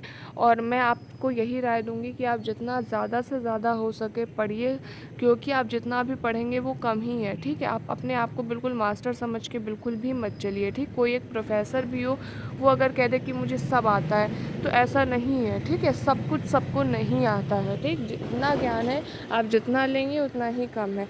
तो आप कई सारे जगहों से पढ़िए, कई चीज़ों से पढ़िए। आप एक ही टॉपिक को 10 बार पढ़ रहे हैं, 10 चैनल से पढ़ रहे हैं। अब ऐसा तो है नहीं कि मैंने पियाजे का संज्ञानात्मक सिद्धांत बताया तो दूसरा कोई कुछ और बता देगा। उसके नाम बता सकता है अलग, संज्ञानात्मक के, कॉग्निटिव थ्योरी के अलग नाम बता सकता है, लेकिन उसको कुछ चेंज थोड़ी कर देगा कि पियाजे ने जाके कोई फिजिक्स का कुछ ऐसा दिया था। ठीक है। तो कहने का मतलब है, जो चीज़ जिसकी है वो तो वैसे रहेगी, जो थ्योरी जिसकी है वो तो वही रहेगी। ठीक है। बस तरीका अलग हो सकता है पढ़ाने का, समझाने का। तो आप एक ही चीज़ को 10 बार पढ़िए, 20 बार पढ़िए, बुक से पढ़िए, चैनल से पढ़िए, जो भी क्लासेस से आप पढ़ रहे हैं पढ़िए, खुद से पढ़िए, सेल्फ से समझने की कोशिश करिए। पहले आप वीडियो में देख लीजिए वहाँ पे टीचर ने कैसे क्या समझाया है, फिर आप बुक ले करके या नोट्स ले करके, जैसे भी है, फिर आप खुद से खुद को पढ़ाइए। ये एक बहुत ही बेहतर तरीका है और इस तरीके को मैं सबसे ज़्यादा हाई रेट दूँगी, क्योंकि इस तरीके से बहुत अच्छी पढ़ाई होती है जब आप खुद को पढ़ाते हैं। ठीक। आप खुद को ही स्टूडेंट समझ लीजिए। ठीक है। आप एक स्टूडेंट हैं और आपको अपने आप को पढ़ाना है। तो इस तरीके से आप पढ़ाई करिए, बिल्कुल भी पढ़ाई बंद मत करिए। जैसे ही वैकेंसी आएंगी मैं आपको उसकी जानकारी प्रोवाइड करा दूंगी और आप तैयारी में बिल्कुल लगे रहें, बिल्कुल भी भ्रम में ना रहें, क्योंकि सिलेबस बहुत बड़ा है। वैकेंसी के लिए वेट करते रहेंगे, पता चले वैकेंसी आ गई और आपका सिलेबस ही कंप्लीट नहीं हुआ तो फिर आप क्या करेंगे उस वैकेंसी का? वो वैकेंसी आपके लिए तो बेकार है, क्योंकि 3 महीने का ज़्यादा से ज़्यादा टाइम मिलेगा। 3 महीने में आप कितना पढ़ लेंगे, कितने सब्जेक्ट पढ़ लेंगे? एक कोई बच्चा जो काफ़ी समय से तैयार कर रहा है, ठीक है, दिन रात मेहनत कर रहा है, पढ़ाई कर रहा है, तो जो कोई मेहनत करेगा वो जीतेगा। देखिए मैं एक चीज़ आपको बता दूँ, हार्ड वर्क ज़्यादा इंपॉर्टेंट होता है। जीनियस कोई बच्चा है लेकिन वो आलस कर जाए, ठीक है, तो वो तो बेकार है। और कोई बच्चा भले ही जीनियस नहीं है या भले ही थोड़ा एवरेज स्टूडेंट है, लेकिन अगर वो मेहनत कर रहा है दिन रात तो वो सक्सेसफुल हो जाएगा। और अगर आप जीनियस भी हैं प्लस आप हार्ड वर्क करने को भी तैयार है, तो फिर आपको सक्सेस तो मिलनी ही मिलनी है, आपको एक KVS की जॉब तो मिलनी ही मिलनी है। इसलिए आप तैयारी करते रहें और KVS की वैकेंसी इस ईयर ज़रूर आएगी, ऐसी उम्मीद की जा रही है। ठीक है। अभी इन्फॉर्मेशन किसी के पास नहीं है। अगर आप कह दें तो KVS हेडक्वार्टर से कहीं से भी कोई भी इन्फॉर्मेशन नहीं मिल रही है कि KVS की वैकेंसी कब आनी है। ठीक है। जो सत्य है वो सत्य है, लेकिन एक अनुमान लगा रहे हैं हम लोग कि इस साल वैकेंसी आ जाए, क्योंकि काफ़ी समय से नहीं आई है, सीट्स भी खाली हैं और अब कोई ऐसा इश्यू भी नहीं है, तो अब आ ही जानी चाहिए। तो आप फ़िलहाल तैयारी करें। ठीक है। क्योंकि अब ज़्यादा समय आपका नहीं बचा है, 5 महीने तो इस साल के निकल ही गए, 7 महीने और बचे हुए हैं। इन 7 महीनों में अगर आप 1 महीने में एक सब्जेक्ट अब से भी पढ़ना स्टार्ट करेंगे, 1 महीने में अगर आप एक सब्जेक्ट पढ़ने का प्रयास करेंगे तो भी 5 महीने में आपके 5 सब्जेक्ट कंप्लीट हो जाएंगे। ठीक है। तो इस तरीके से आप अपनी स्ट्रैटेजी बना करके पढ़िए, तैयारी करते रहिए and all the very best. आप जिस भी एग्ज़ाम की तैयारी कर रहे हो, थैंक्स फॉर वॉचिंग।